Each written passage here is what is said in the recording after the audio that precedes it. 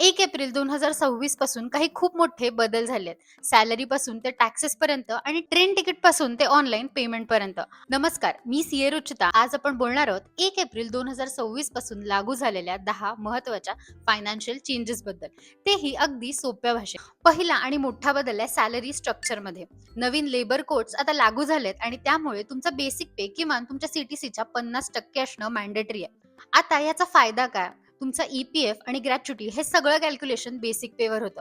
EPF आणि gratuity कॉन्ट्रीब्युशन्स वाढतील, म्हणजेच ऑटोमॅटिकली रिटायरमेंट सेव्हिंग्ज वाढतील. पण टेक होम सॅलरी मात्र कमी होईल. दुसरा बदल आहे फुल अँड फायनल सेटलमेंटचा. आता हे ऐकून मात्र तुम्हाला आनंद होईल, कारण पूर्वी तुम्ही समजा नोकरी बदललीत तर तुम्हाला फुल अँड फायनल सेटलमेंट किंवा तुमचे ड्यूज मिळायला किमान 30 ते 60 दिवस लागायचे.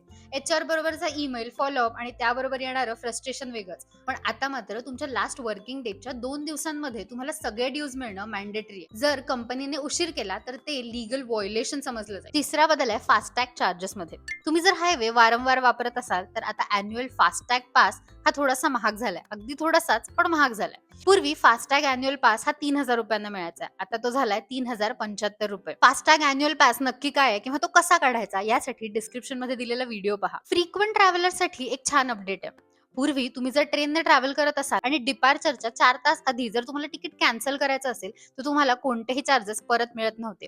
ही विंडो आता 4 तासापासून 8 तासांवर केली आहे. म्हणजे तुमची ट्रेन समजा उद्या सकाळी 8 वाजताची आणि तुम्ही रात्री 12 वाजता जर तुमचं तिकीट कॅन्सल केलं तर तुम्हाला रिफंड मिळू शकतो. पण एक इम्पॉर्टंट गोष्ट आहे, क्लासनुसार आणि तिकीट टाईपनुसार हे डिडक्शन्स वेगवेगळे असतात. पाचवा बदल आहे इन्कम टॅक्स ऍक्ट मध्ये.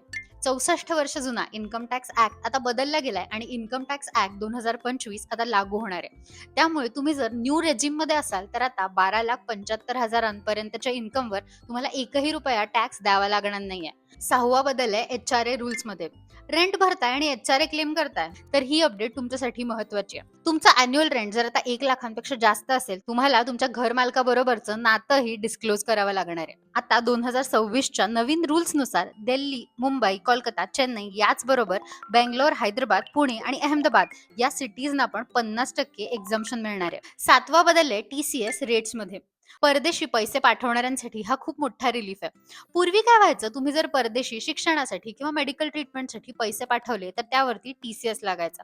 हा टीसीएस साधारणतः 20% पर्यंत असायचा. हे पैसे नंतर तुम्हाला टॅक्स रिटर्न भरल्यावरती रिफंड म्हणून क्लेम करता यायचे.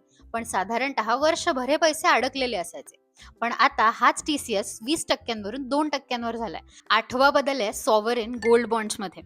तुम्ही पण गोल्ड बॉन्ड्स मध्ये इन्व्हेस्ट केलंय का? मग हे तुमच्यासाठी महत्वाचं आहे. आधी काय होतं, एसजीबीज कुठूनही घेतले तरी ते मॅच्युरिटीला टॅक्स फ्री होते. पण आता तुम्ही जर एसजीबीज सेकंडरी मार्केटमधून घेतले असतील तर ते मॅच्युरिटीला टॅक्सेबल आहेत. पण आरबीआय कडून डिरेक्टली घेतलेले आणि मॅच्युरिटी पर्यंत होल्ड केलेले एसजीबीज मात्र अजूनही टॅक्स फ्री आहेत. तुम्ही पण एसजीबीज होल्ड करत असाल तर एकदा चेक करा तुम्ही ते कुठून विकत घेतलेत. नववा बदल आहे पॅन कार्ड ऍप्लिकेशन मध्ये. पूर्वी जर तुम्ही पॅन कार्ड साठी अप्लाय करत असाल तर आधार पुरेसं होतं. पण आता आधार बरोबरच तुमचं बर्थ सर्टिफिकेट, 10वीची मार्कशीट आणि पासपोर्ट हे सगळं कंपल्सरी झालंय. 10वा बदल आहे ऑनलाईन पेमेंटसाठीच्या 2 फॅक्टर ऑथेंटिकेशनचा.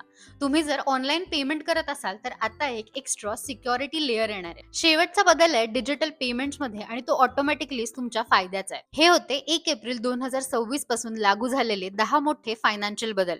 यामधील कोणता बदल तुम्हाला सगळ्यात जास्त अफेक्ट करतोय हे कमेंट मध्ये सांगा. हा व्हिडिओ आवडला असेल तर लाईक करा आणि चॅनलला सबस्क्राईब करा. तर भेटूया पुढच्या व्हिडिओमध्ये. तोपर्यंत फायनान्शियली स्मार्ट रहा.